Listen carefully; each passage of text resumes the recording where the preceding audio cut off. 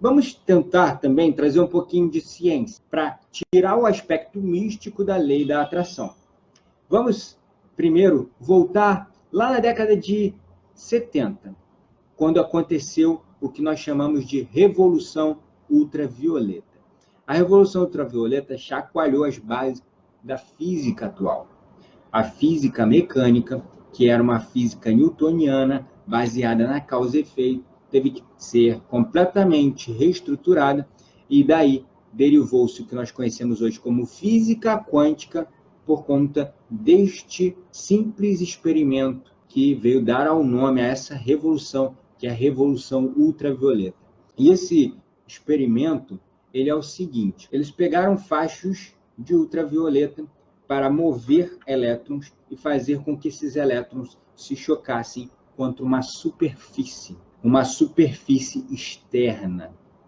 E aí, a partir desse experimento, eles queriam entender o que era o elétron, se ele era uma energia ou uma partícula. Então, ao fazer isso, eles colocaram os elétrons para passar por uma espécie de filtro e ver como é que esse elétron iria se comportar. E daí, eles foram e colocaram esse facho de elétron, para sair vários fachos de elétron. Primeiro, eles colocaram um facho de elétron somente com ultravioleta e ver como é que ele se comportava. Então, ele ia batendo com uma pequena esferazinha no outro lado, e esse reflexo, exato, Lu, é o experimento da dupla fenda. Então, esse reflexo batia lá do outro lado e realmente parecia que o elétron estava se comportando como uma partícula.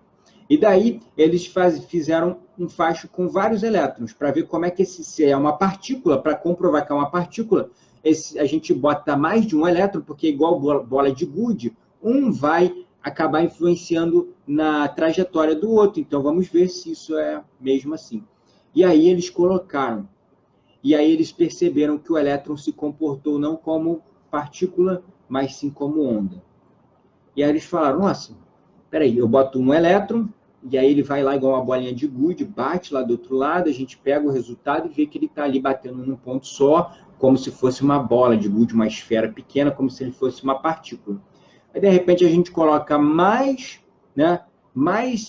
elétrons simultaneamente sendo lançados, e aí, de repente, ele começa a reagir como uma onda, e aí você bota para passar por uma fenda, depois bota para passar por duas fendas, e aí o reflexo de um facho no outro faz com que o resultado do impacto seja como se fosse um comportamento de onda lá do outro lado.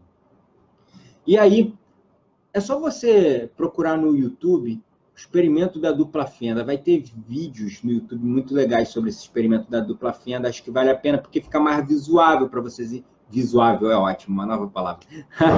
Fica mais visual para vocês entenderem o que eu estou falando, tá? Mas o que eu quero realmente fazer com que vocês compreendam é que, bom, eles fizeram um experimento e o elétron se comportou como partícula. Daí eles fizeram outra coisa e o elétron se comportou como onda. Isso começou a levantar uma interrogação nos pesquisadores. Espera aí, o elétron, ele é uma partícula ou ele é uma onda? E aí, vamos fazer o seguinte, vamos colocar um sensorzinho ali para observar como é que o elétron está passando na fenda, para ver se depois que ele passa da fenda ele se transforma em onda, porque deve estar tendo alguma interferência das fendas. Então vamos botar uma espécie de sensor para ver a trajetória no meio do elétron e ver como ele se comportava. E aí, o que aconteceu? O elétron voltou a se comportar como uma partícula.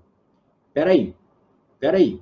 A gente coloca o elétron de uma maneira, ele se comporta como uma partícula. Daí a gente faz uma outra coisa, ele se comporta como uma onda. A gente coloca um observador, um sensor, e aí ele volta a se comportar como partícula. E aí a comunidade científica ficou alvoroçada. E aí, o que a gente define? O elétron é uma partícula ou uma onda? E daí, muitas das coisas hoje que são comprovadas cientificamente, na verdade, elas não são comprovadas cientificamente. Elas são consenso da comunidade científica. Então, consensualmente, eles aceitaram que o elétron era uma partícula. Mas, na verdade, o elétron pode se comportar tanto como uma onda, como uma partícula. E aí hoje já sabe disso e já não se postula o elétron apenas como uma partícula. Ele pode ser uma energia, uma vibração. E por que eu estou falando isso? Bom, porque no pensamento newtoniano da causa e efeito, onde algo acontece fora de você e te causa um efeito, a gente vem operando ao longo de toda a nossa vida e a gente quer criar, quer transformar as coisas na nossa vida e não consegue transformar. Só que a física quântica, a partir dessa revolução ultravioleta com o experimento da dupla fenda, chegou à conclusão que o ambiente pode e é uma extensão da nossa mente. O ambiente é uma extensão da nossa mente. É isso mesmo. Por quê? Porque se você coloca um observador nesse experimento do elétron, aquela função de onda colapsou numa função de partícula. Então, antes o que deveria se comportar como uma onda, voltou a se comportar como uma partícula, só porque havia um observador esperando que aquele elétron se comportasse como uma partícula. Ou seja, o poder da intenção do observador sobre aquele experimento fez com que o elétron, em vez de se comportar como uma onda, colapsasse sua função de ondas em uma partícula e se comportasse como uma partícula. Então, esse foi o postulado básico da física quântica que trouxe todo esse conhecimento que os budistas já falavam há milhares e milhares de anos, que nós somos fundamentalmente vibração e que nós podemos atrair aquilo que nós vibramos. Se você vibra amor, você vai atrair mais situações que tragam mais amor para a sua vida. Se você vibrar em gratidão, você vai atrair mais situações para que você se sinta grato. Mas se você vibrar em raiva, se você vibrar em contenda, em inveja, em arrogância, em ingratidão, insatisfação, o universo vai atrair mais coisas para que você continue vibrando dessa maneira. E não é o universo, no final das contas, que está trazendo isso. É você mesmo, inconscientemente. E tudo que aconteceu na sua vida até esse momento, absolutamente tudo que aconteceu, foi um objeto da sua própria criação.